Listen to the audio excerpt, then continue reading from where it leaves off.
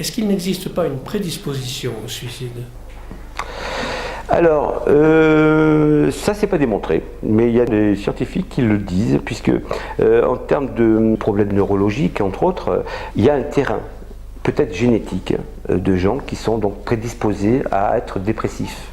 On sait que la plupart des gens qui se suicident sont dépressifs, hein, puisque c'est un enfermement, c'est un mal-être, c'est une souffrance. Donc on pourrait dire qu'il y a des personnes qui sont plus sensibles au suicide du fait même qu'elles peuvent être dépressives, génétiquement. Face à ça, qu'est-ce qu'il faut faire? Il faut essayer de se préserver, de gérer ce terrain dépressif qui existe. Mais c'est vrai qu'il y a des gens qui arrivent mieux à affronter finalement les problèmes de vie que d'autres.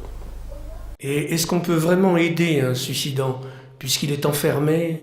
Oui, là, on a dit entre autres que dans les suicidés, il y a au moins plus de 50% de dépressifs, de dépression, quoi, hein, donc, ce qui est une maladie. Donc déjà, le suicide, c'est une conséquence d'une maladie qui fait qu'on s'enferme, qu'on est dans souffrance et qu'on passe à l'acte. Donc déjà, on peut traiter cette maladie de dépression. À côté de cette maladie donc, qui peut être soignée, il y a le lien social, et c'est là où on intervient, c'est comment faire en sorte que la personne ne rentre pas dans un isolement et puisse parler aux autres, puisse faire partie de la société finalement. Donc c'est notre mission qui est là, c'est de permettre à l'autre de retrouver sa place dans la société. Et tout ça, ce sont des éléments qui permettent de vivre une vie normale.